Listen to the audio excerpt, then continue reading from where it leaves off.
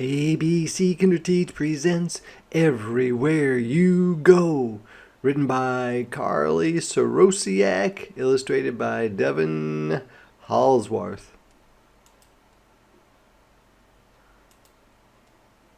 Here are two houses, one, two, and that's a fence between them. And look at, there's a dog house, there's a dog. On one side is a dog. Every night he howls under the star-speckled sky, or the sky filled with stars, or digs large holes by the overgrown hedges. This is a hedge, and it's just a bush that kind of grows really close together, and you use it so that people can't really see into your yard. It gives you a little bit of privacy. Sometimes he glances back at his tail, watching it move, just so he feels less alone. So he's really feeling lonely. I don't think the people that take care of him spend a lot of time with him. His ears always perk at night noises like, did you hear something? Bush critters jumping. Things that are in the bushes are jumping. Elm branches swaying or moving back and forth. And now, right now, footsteps soft through the grass on the other side of the fence. Is this going to be something scary or not? I think it's not scary. Maybe it's that girl we saw on the front cover of the book. Maybe. A human, a girl. She pokes a finger through the rails, and these are the rails. And the dog wiggle walks, which means it kind of wiggles and walks towards her, tail swishing so fast, back and forth, and you're friendly, she says. Suddenly, there's a peanut butter cracker right by his nose. You want it? Yes, he says with a great big sniff, and gobbles it quickly under the inky sky, or the dark sky. So she must be in the house next to him, the dog, and so she comes down and says, you seem like a nice dog, and she gives him a little treat, and he seems to be pretty happy about that. I wonder if this girl is going to become friends with the dog. She comes back the next night, too, when the clouds grow dark, when the porch lights flicker, which means kind of blink on and off. Books balanced in her arms. Why does she have books in her arms?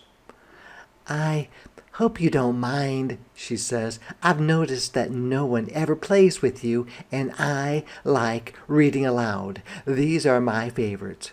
He doesn't mind at all. Her voice curls like a ribbon in the dark. It's kind of he hears her voice and he likes it. So she sits on her side of the fence and reads to him. Looks like she brought a blanket, and the dog just sits there and listens because the dog likes company, and his owners don't really spend much time with him. The first story is about a deep sea kingdom, shimmering mermaids, and shimmering just means being shiny, then not shiny, then shiny, emerald fins, and emerald is a darker green color like this. In his mind, he's underwater, he's there. So he's imagining he is on this adventure, this story adventure with this little girl. That night, he has magnificent dreams, or wonderful dreams. Soon, every time the sun sets or goes down, the girl appears at the fence, sharing cheddar snacks with him, reading books with him. Have you ever wanted, she asks, to be someone else? So they become pirates and dragon riders and magicians with silver wands. So she reads stories, and they all imagine being pirates and dragon riders and magicians. She keeps reading in fall, in winter, in spring. So she must have maybe started in the summer, and so it's becoming almost a year later that she's still reading to the dog. In summer, she brings out cool pops, or like popsicles, and reads stories as the fireflies glint around them. So the fireflies light up and then they turn off and light up, and that's what glint means. That's the best part. The worst part is goodbye. Tomorrow. Tomorrow.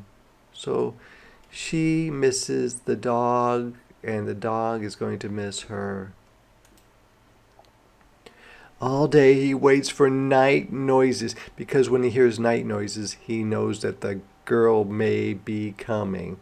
For the screen door opening, which is her screen door, for her footsteps in the summer grass. So he's looking for her, he's digging, he's on top of his doghouse. She must have left a book for him to look at.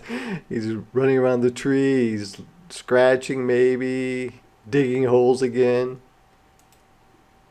Then, one night, he sees something. Through bright windows next door, the girl and her parents circled around a table playing a game. The sound of laughter trickles into the yard, or can be heard in the yard. He's never been inside a human house, so this dog has spent his whole life outside. He never went into his owner's house. He can feel it all, how the girl and her family are together, how they love one another, and he wants this to be with them more than all the stars in the sky. So he wants to go live with them, but somebody else is taking care of him right now. Digging at the warm earth, but the ground is too hard. Leaping through the night air, but the fence is too high. So he's trying to dig his way out. He's trying to jump over the fence, but he can't do either. So he has to wait. He has no choice but to wail and howl as loud as he can. So he's trying to get the girl's attention. The girl bursts from her house and runs to the fence. So she runs out the door to see what's the matter with the dog. "It's okay," she says, pressing her nose to his. "It's okay. I'm here." Nightjars croon, and a nightjar looks like this, a bird.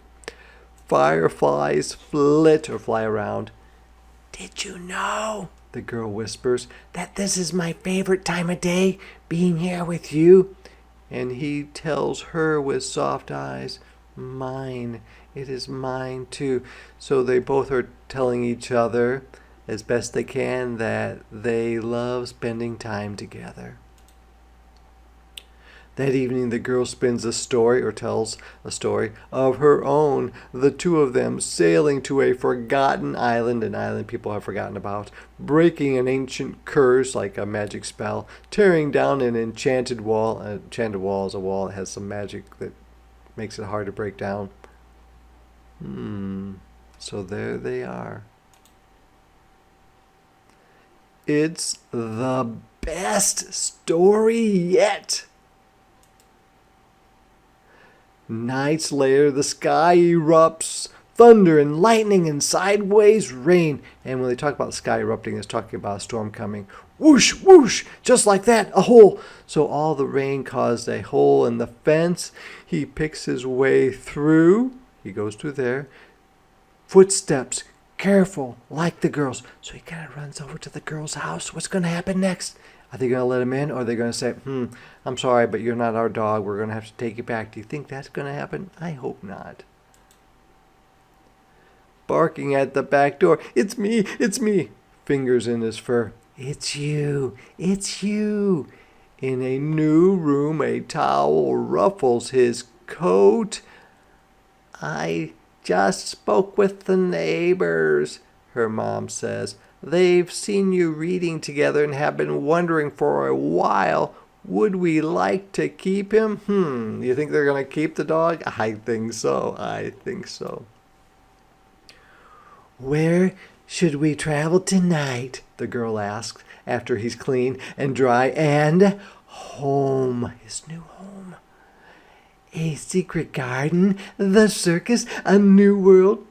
"Anywhere," he says, "and everywhere with you." So he is so happy to be able to be in a house with a family that really loves him.